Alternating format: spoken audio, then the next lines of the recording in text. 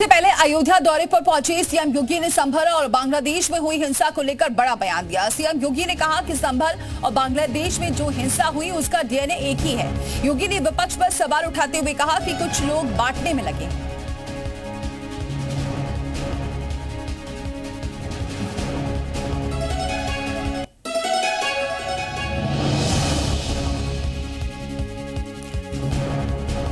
तो अयोध्या से खबर, सीएम योगी का अयोध्या में बड़ा बयान।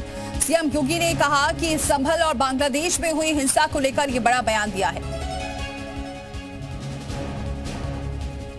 दुश्मन बगल के देश में किस प्रकार का कृत्य कर रहे हैं, याद रखना। किसी को अगर गलतफहमी हो, 500 वर्ष पहले बाबर के एक सिपह सालार ने जो काम अयोध्या में किया था,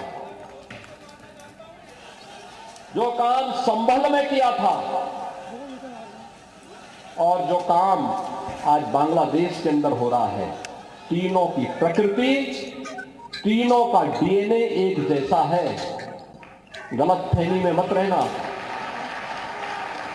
अगर कोई ये मानता है कि वो बांग्लादेश में हो रहा है, तो यहां भी बांटने वाले तत्व उनके लिए बेट बन करके खड़े हो रखे हैं, पहले से खड़े हैं। वे समाज के सामाजिक ताने बाने को छिन्न भिन्न कर रहे हैं। श्री राम, श्री कृष्ण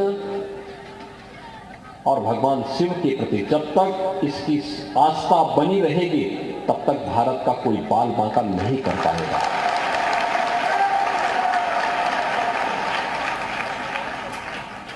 तब तक भारत भारत बना रहेगा।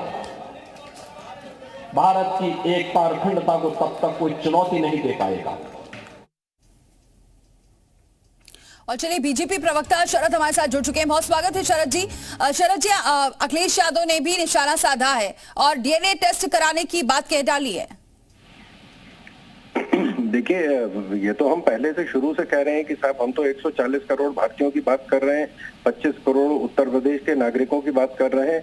हमारा कोई भी किसी भी जाति और धर्म से कोई लेना देना नहीं। पीडीए का नारा तो ये लेके आए थे कि हिंदुओं को पिछड़ा और दलित में बांटो और अल्पसंख्यक एक है, तो बांट ये रहे। अगर इनको ये बात समझ में आ गई कि सबका डीएनए है, तो बहुत ही अच्छी बात है।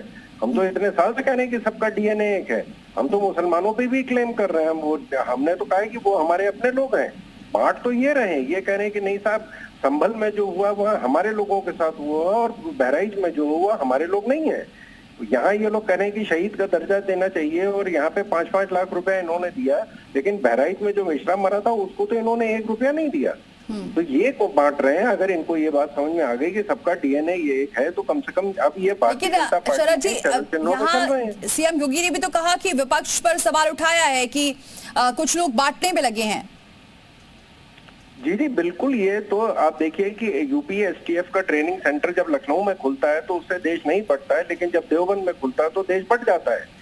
यहाँ जो कह रहे हैं कि साहब अगर हमारी तो कार्रवाई हर जाति और हर धर्म के खिलाफ होती है।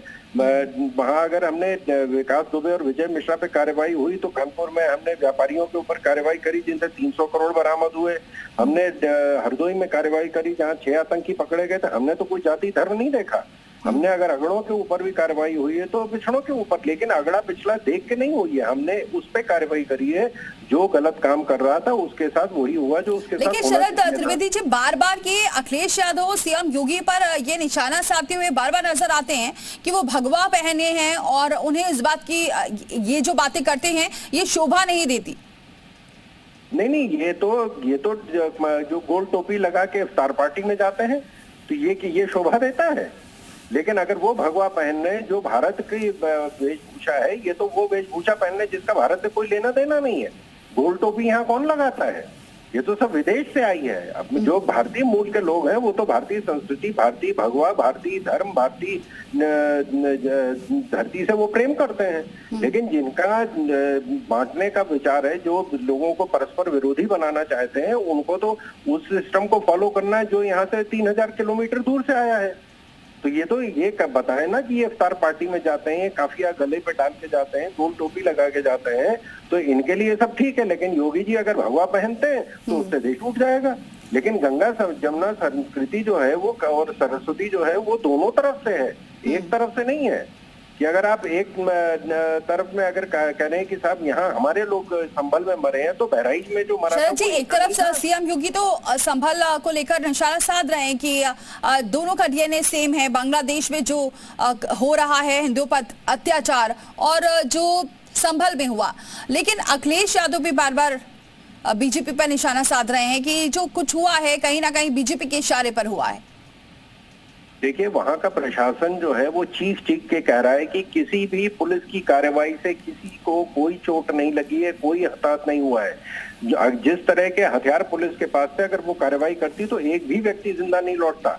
20 हमारे जो जांबाज पुलिस के सिपाही जो घायल हुए हैं, वो भी किसी के भाई, किसी की बहन, किसी के पिता, किसी की माँ थी, लेकिन वो इनके लिए वो सांप्रदायिक लोग हैं। और जो वहां पे 4-5 जो ये आए थे पत्थरबाज मासूम बच्चे थे, वो इनके अपने लोग थे। तो बात ये रहे हैं, अगर ये आज ये कह रहे हैं इस बात को कि नहीं सबका डीएनए है, तो भगवान इनको सद्बुद्धि दे, भगवान इनको दीर्घायु दे, तो बहुत अच्छी बात कर रहे हैं। बहुत शुक्रिया शरद त्रिवेदी जी हमारे साथ जुड़ने के लिए।